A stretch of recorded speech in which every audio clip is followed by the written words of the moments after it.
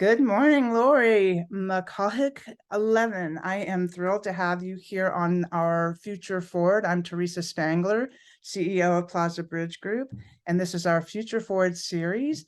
We are going to share some exciting tips and strategies for entrepreneurs and businesses, and also just hear stories from the people that we interview about some of the challenges they met and how they overcame them. And today, I'm thrilled that we have Lori to talk to, who has been just an incredible, author and speaker and a lawyer from Georgetown University Law Center, and you have your own private practice. But I love that you are the author of Back to Work After Baby. And I believe excellent. And I believe born out of maybe COVID, the Mindful Return was founded or sometime before then. Yeah, it was born out of sheer desperation, Teresa, after I had my two boys who are now 9 and 11. So Mindful Return is 8 years old at this point. And I just want to, first of all, thank you for having me on. I'm really thrilled to have this conversation with you and love what you're doing to promote encouraging people to put one foot in front of the other in this crazy world we're living in.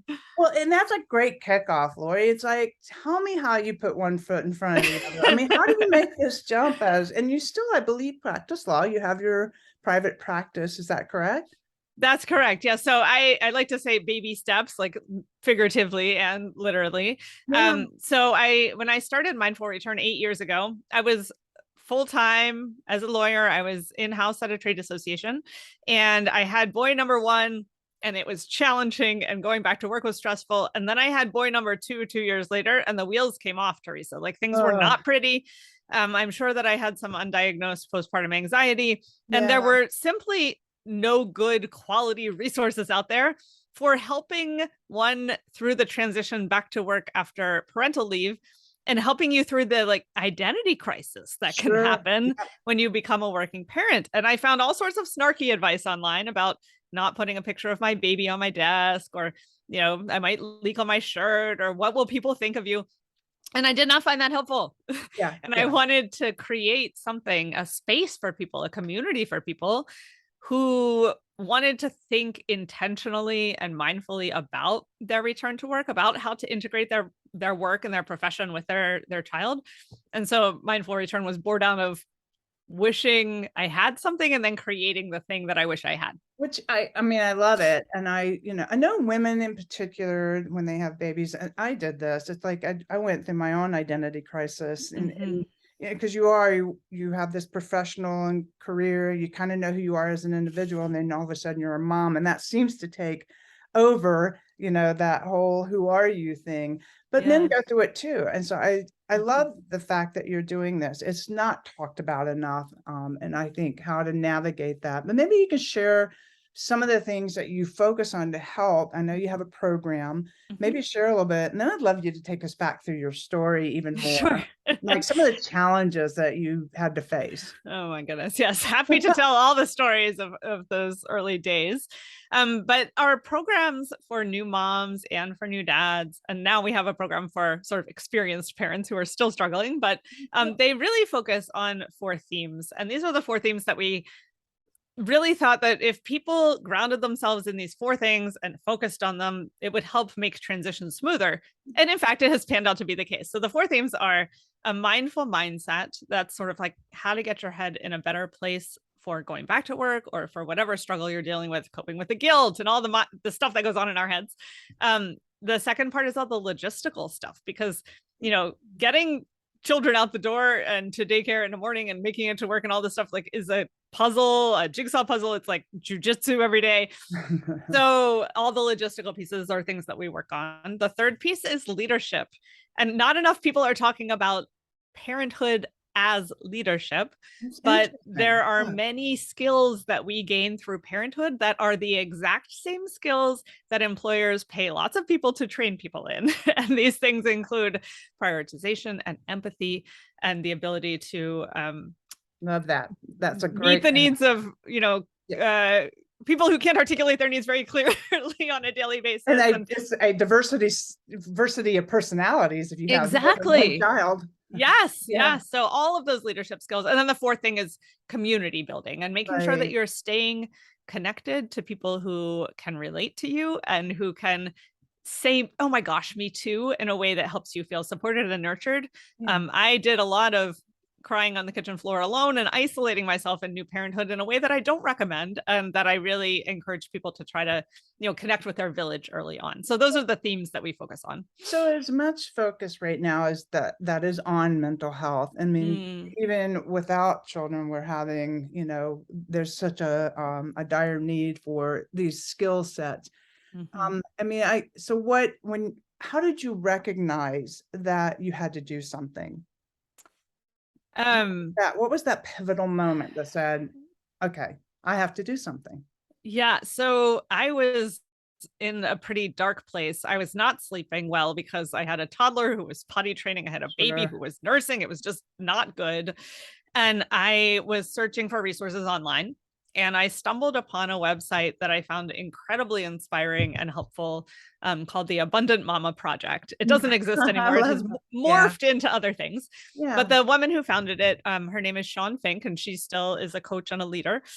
And at the time, she was running this Abundant Mama course for parents. And there were maybe 100 moms in the course from all over the globe. I mean, like literally all different parts of the globe, with children of all different ages, and everyone was struggling to find the abundance amidst all the overwhelm and the chaos. Sure. And after taking this course and reorienting my own mindset toward one of abundance and gratitude and away from the overwhelm, I got sort of my own head in a better place and said, oh my gosh, like someone needs a program like this, Yeah. but specifically tailored to new parents who are transitioning back to work. Yeah. And I said this to my husband, like, somebody's got to create this thing. And my husband, he's an MBA, he's a coach, he's an entrepreneur. He said, well, what are you going to do about it? And it was sort of a challenge to me. That we And I love the took it quite challenge. personally, and opened up my laptop. I remember like the green bedspread that I was sitting on in my bed, and I was, my hands were shaking as I'm writing my first blog post that probably no one ever read, but it's scary to write your first blog post.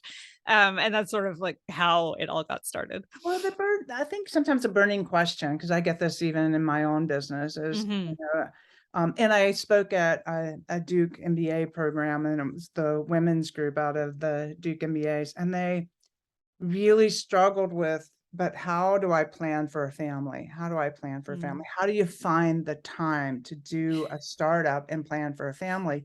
And here you have a startup and you're a lawyer and you have a family. Yeah. So, I mean, how do you carve out that time? And I almost can hear that it was so important for your own well-being to Yes. carve out that time.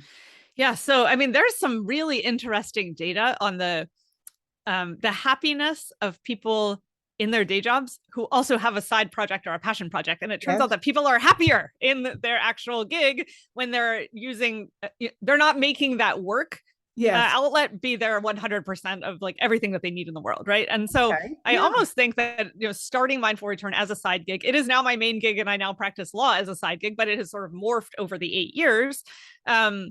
Really was like, this is my passion.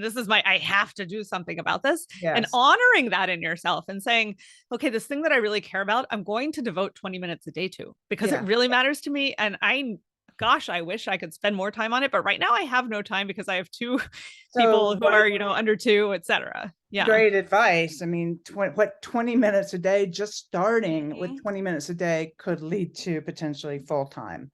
So Yes. that's a Yes. great lesson right there. And it doesn't have to be this like on off switch of, oh, I quit this and then I start this. Like it can totally morph. Right.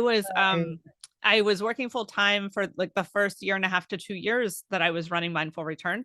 And then I actually left the association where I was working, and I went back to a law firm, and I worked as a partner on a 60% schedule for Oh, 5 years. And then I shifted down to 50% for a year. And then ultimately I left the firm, and now I'm doing Mindful Return, 80 to 90% of the time, and legal practice 10 to 20% of the time. But it was a gradual shift over 8 years. It was not a yeah. flipping of a switch. Yes.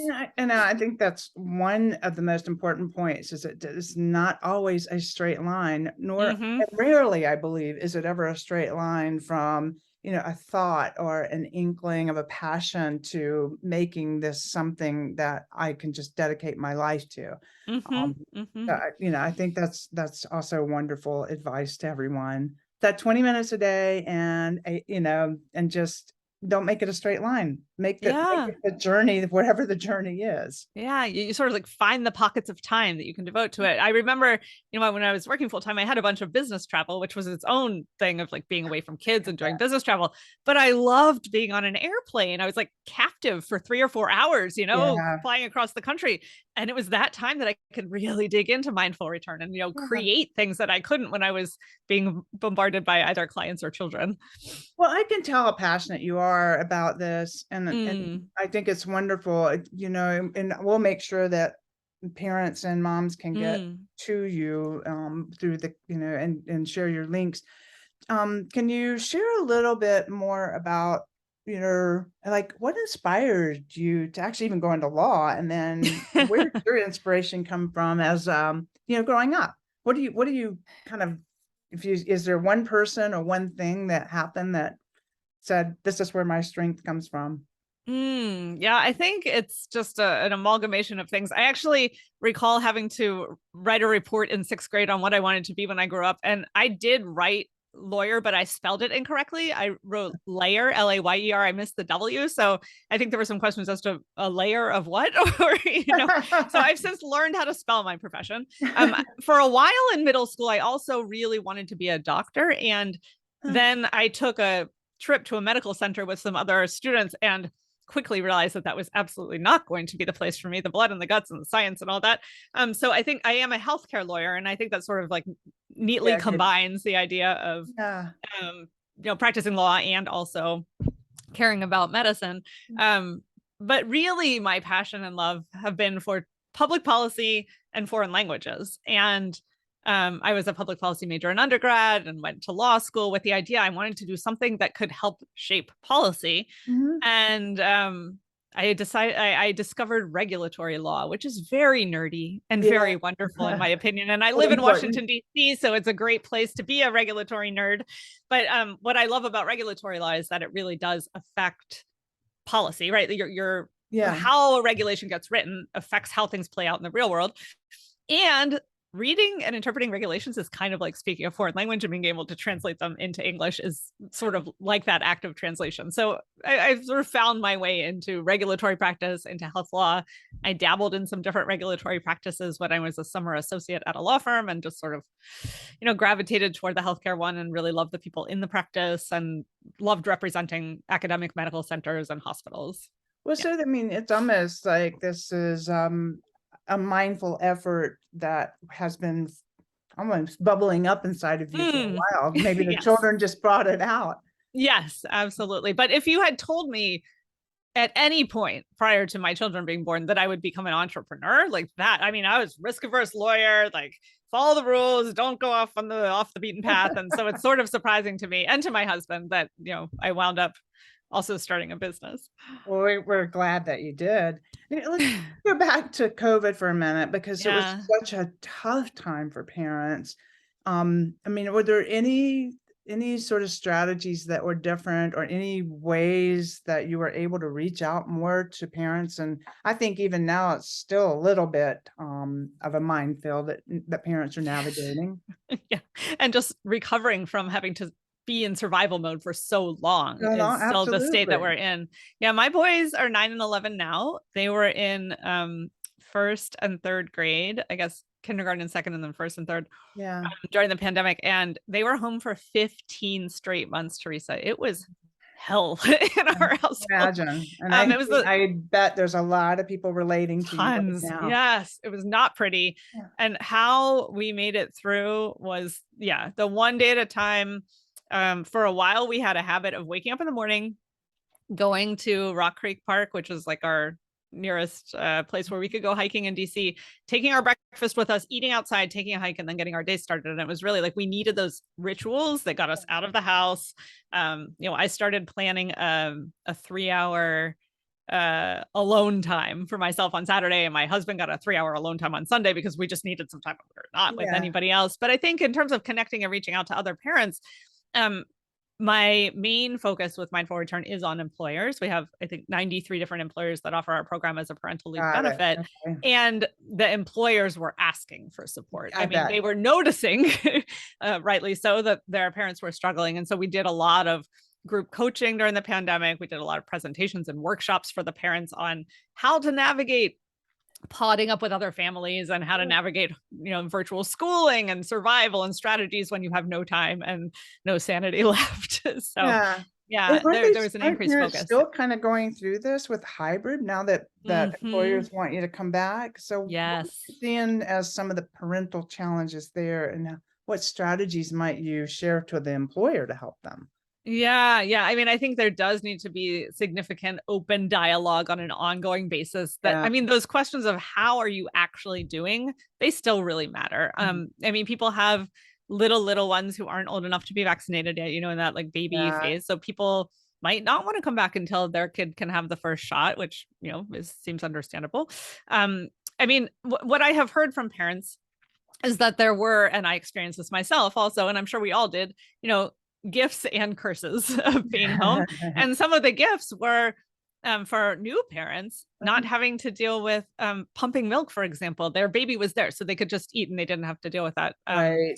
And so if you are having someone who's transitioning back into an office now, like make sure that you're asking the question, do you need accommodations for pumping? Is there a space? Is there, Yeah. are there resources that we can provide? Also, childcare. So, I mean, childcare, we could go on and on about childcare, Teresa, but in the pandemic, I think people had a hard time getting childcare, and Yeah. often we're trying to juggle work and kid. And the total number of childcare spots in the country has gone down by 20% since the pandemic because of Yeah. people not being in the workforce, and as though we had an easy time finding childcare before the pandemic. I Right, mean, right, that's right. a big struggle, right? There's the guilt to cope with, the guilt of leaving home and all of that. And so I guess what I'd say is be patient with your parents and Yeah. um, integrate them back in ways that are smooth and calm ramp ups. I know what I have felt and what I have heard from people who have ventured out of the house to go into another workplace for the day is that it is exhausting because it is like a new event, right? Our Yeah. systems Yeah. aren't used to the daily going out and getting everybody where they need to be. So I think patience, especially around the drop off and pickup hours, is Yeah. absolutely critical, and just ongoing flexibility is something I But would if the say. employer is not asking those questions, what might Mhm. you share as a strategy for parents to be speaking Mm, up? I mean, sometimes I think there's a fear of speaking out. of course. Yes. And I'd say the very first thing I would say is that there is safety in numbers at organizations. And so I am a serial founder of working parent groups. I founded one at a trade association and one at the law firm where I worked. And so I don't know if your organization has a working parent affinity group or ERG, or a caregiver affinity group or ERG. But if it does, that is a great place to go to start talking to people about how they are all coping. If it does not, and I know the last thing you need on your plate is like another thing, but it can be a really wonderful resource to have. And even just to have a monthly brown bag lunch or a Right. monthly Zoom gathering with other parents. So I'd say number one is to um, gather with others who have similar concerns and raise them together.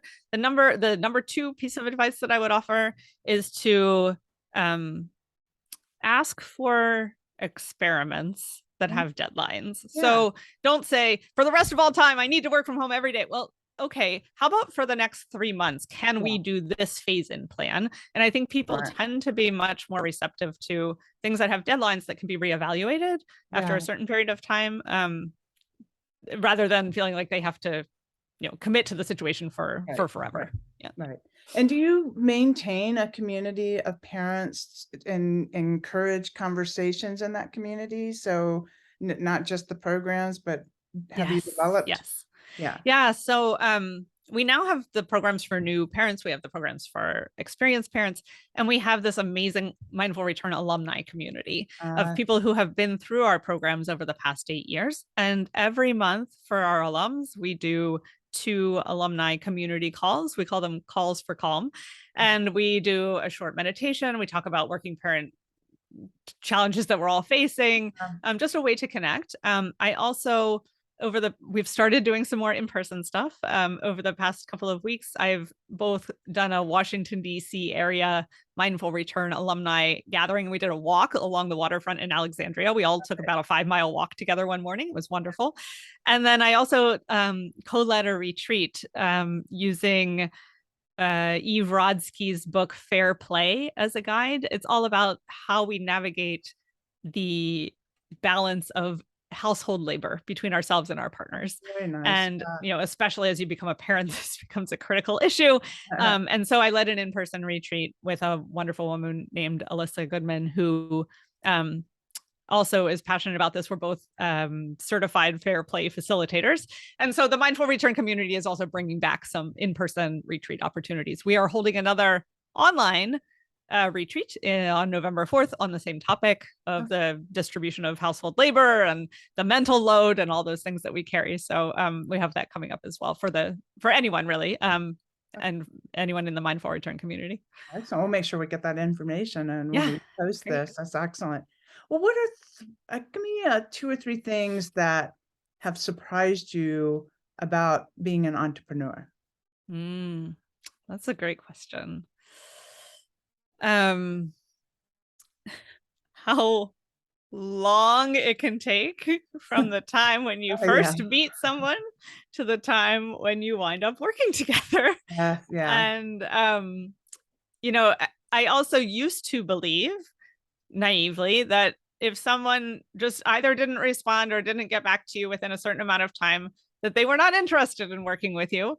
And that is not true. It is just that you are not being patient. So I'd say that's one thing that has surprised me. I'd say the other thing that has really surprised me is with respect to mindful return, and I love this because I love foreign languages and international relations and things like that, is that people have reached out from different parts of the globe and said, oh my gosh, we need this in our country. And then we've grown organically to bring mindful return to other places. And so we have a chapter in the UK, we have a chapter in South Africa, and just sort of this organic groundswell from places where I might think, oh, well, they have a very different parental leave policy. Maybe they don't need this. Oh, no. It's a human thing to transition to working parenthood. And even if you have a year off instead of 6 months or 3 months or 6 weeks off, you still go through these fundamental changes that require support and community. So I think, people reaching out and like growing in ways that I never would have imagined is a fun surprise. And just the amount of patience that's required. I think those are one of the most overlooked points that you make. And I want to stress it because I talked to a lot of young professionals and it's that they didn't get back to me. And you're so right that you don't give up on those individuals. There's a point when they say absolutely not, then maybe. But if they until then, it's just recognized everyone has their parents, they're busy, they're working, they're trying to get their own sort of personal time in. So I think it's just such an important point that the patience of an entrepreneur can get really tasked a lot of times, and you just want to have that resilience to keep going. And you did. Where did you find that resilience inside yourself? Looking at my children and looking at other parents and seeing the desperate state that they're in, and just also watching my kids grow and evolve and how long it took for them to get from their baby stage until, my oldest son just started middle school. I mean, on one hand, we blinked our eyes and we were there. On the other hand, gosh, it was full of lots of long days and slogs, but you can see him growing and maturing. And I can see the same thing for my company. I will also just put a plug in for the idea of a CRM, the client relationship management tool. That has been revolutionary for me just in terms of, it's like my non-human accountability partner, right? If the CRM tells me I need to reach out to someone I do it because I feel like I'm on the hook to the CRM that's flashing red. Meanwhile, I might not have had my brain talked me out of doing it. So I think technologies are there to help, and they're not always as expensive, I think, as people think that they are. So you can find lots of those tools. But that's wonderful. So you put a foundation in place to help you navigate your own business. What are your plans? Where do you hope it goes?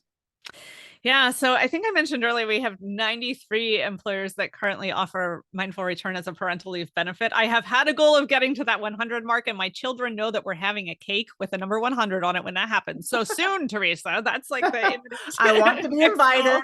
goal. Please come up to DC. We'll have the party.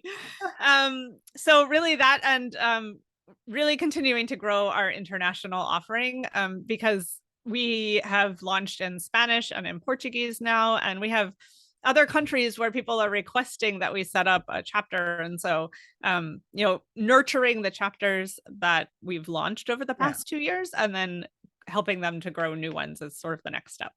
So let's switch gears a little bit and tell me, what is your hobby passion? I mean, so all this work and then your children, how do you find time for yourself? And what are those things that you really enjoy doing? Yeah, great question. It's an interesting shift from the thing that was my passion to the thing that is my passion, but is now my job, right? Yeah. So there's that to navigate, and I still have fun in my job. But in terms of, I don't think anyone just has time for a hobby. You need to build time for these things into your calendar. So my husband and I have a Saturday hot date on the couch every night, on every Saturday night, where we sit down and we map out the coming week, and we do some other like organizational businessy type stuff for our family. But one of those things that we do is we map out on the calendar, his alone time, my time with friends, his time with friends, and just an exercise. We put that on there because if these things aren't on the calendar, they don't happen, and we know to prioritize them. Yeah. And I mean, for me, I have a daily yoga practice that keeps me centered every morning. I love to read, and I'm now completely addicted to Duolingo. I mentioned the love of foreign languages. I brought my French back. My husband and I met in France, although he's from New Jersey and I'm from Pennsylvania, but we both speak French. And I've gotten my older son hooked on it, so he and I like play challenges and stuff on it. So Duolingo is my new like fun passion. That's exciting. Yes, and just being outside and taking hikes and being in nature. Kids are growing, and let's say they're gone. What's Lori going to be doing? Lori's not going to be bored. I mean, I'll still be, growing mindful return, practicing a little law, and definitely more travel. I know that the pandemic put a crimp in people's travel styles, but we took a huge family car trip across the country last summer, and then we took one up to Canada this summer. So there's more travel. I want to meet these colleagues who I now have who are running the UK and the South Africa and the India chapters of Mindful Return. So there's travel in that post kid phase. So you mentioned, I think, when we were talking about doing the session, that you got the National Parks Pass, or your children got it, right? Can you share about that? Because I thought that was wonderful. Yes, I not enough people know about this. So thank you for letting me talk about it for a minute. Every fourth grader in the entire United States has access to a free National Parks Pass that works not for just for themselves, but for anyone who's in the car with them. So you can either go online and, go on to just type in fourth grade National Park Pass, or this year at my youngest son's school, they actually passed out the cards at school, and they had a park ranger come in and talk about the national parks. It was wonderful. So, get access. It's from September 1st through September 1st through August 31st of the fourth grade year. Yeah. So my son's card just took effect. And every year we have an annual trip to the Shenandoah Mountains, which is not that far from Washington, D.C., where we go for fall foliage every year. So we'll be bringing his card, and the whole family can get in for free. All they have to do is, you show the card, and then the park rangers are so wonderful about the program. They say, okay, roll down the window so we can see the fourth grader. And then the fourth grader feels so special. And they're like, hi, it's me. I'm the one getting everybody in for free. When we went on our trip last summer, we went to a whole bunch of national parks, and one of them was Zion National Park in Utah. And the park ranger actually said to my fourth grader, how do I know you're in fourth grade? And he was joking, with my son. And he was like, I promise I am. And he said, what's 9 times 9? And my son said, 81. And he said, yes, you may go. So That's a awesome. sweet exchange. Yes. So Yeah. everybody who has a fourth grader or an upcoming fourth grader, go get the pass because it is fantastic. Well, I don't have a fourth grader anymore, but I would love to Mm. do these national parks. I'm going to borrow a fourth grader somewhere. Borrow a fourth grader. There are also ways you can purchase I know. like annual passes and things like Yeah. that for Oh, national I think parks. it's awesome. Well, so I know the DC area has a lot of entrepreneurial resources and programs. Were there any particular resources or programs that you got involved in that you felt like helped you? Yes, not specifically DC based though. I would say that probably the most helpful community that I have been a part of in growing my business has been something called the Fam Tech Collaborative, meaning Family Tech Collaborative. And it's Mhm. people who have startups and programs that utilize technology. Ours is an online course, so that's where the technology comes in, but really from all over the country. It started off in Silicon Valley in California Yeah. and has grown to this like robust community. We have regular calls within the community. There's like a subgroup that I'm in of people who are at similarly staged companies that are all founders and eager to interact. And we've been together as a sort of mastermind small group for the past 2 years now. We're planning an in-person retreat so that we can get to meet each other. And I think that community above everything else has like really supported me in my entrepreneurial And journey. it's called Fam Tech, FAM. The FamTech Collaborative. Yes, Yeah. there is a website now and ways that you can connect with a community, but it's really designed for founders of communities that are trying to support Family. family related issues through technology. Love it. Love it. No, that's Mhm. great. Well, so is there anything, any strategies you want to add, knowing that we're kind of driving into this sort of economic challenging time and family. So we've gone from one pandemic to another, sort of issue. Anything Mhm. that in parting you want to share? And then we'll again make sure that everybody knows how to contact you that are families then and looking for Yes. these resources. Thank you. Thank you. I'd say on the financial side, don't put your head in the sand about money. I mean, I did that for a long time. I was afraid of it. My husband was quote unquote better at it, et cetera. And he and I ended up because I wanted to be more invested in understanding what was going on with my own finances and the finances of my business and my law Sure. firm. And so he and I took a year-long class called The Art of Money, I believe it was. It was Barry Tesler is the name of the woman who runs it. Um, And it was all about the psychology of money and how we think about it. And, yeah. it has inspired me to be comfortable sitting down and reviewing expenses for a week and saying, we reviewed expenses together over the summer. Just now we do it on a weekly basis. Yeah. And we discovered a grocery bill that was $600. And we were like, oh no, we don't spend $600 on groceries. And my husband went back to the grocery store and it turned out that the person who was checking him out had accidentally not closed out the order before his. Oh And they my had been goodness. waiting for him to come in because they didn't know how to contact him. And so it's little things like that that make me say, okay, I need to make sure I understand things on a granular level. So Yeah. even though the financial situation in the world is scary, I can at least understand my own tangible finances. Yeah. Yeah. What great advice. Look, this has been wonderful. I could keep talking to you all No, day long. likewise. We have plenty of things that we could dig into, but I know we're closing in on Yeah. time here. Well, it's so inspiring, and I think such an important business and cause. And I think, Thank you. what I can hear is you found a purpose-driven way to help people, and you turned it into a business. And I just think it's wonderful. So Thank you, any support Teresa. I can give you, please let me know. Thank you. But I loved having you. Thank you very much for joining us. And any final words you want to say, I'll give you a chance now, and we'll let our folks know that we're ending. Yeah, no, thank you so much for having me on, Teresa. I love all the questions that you asked and the inspiration that you're providing here.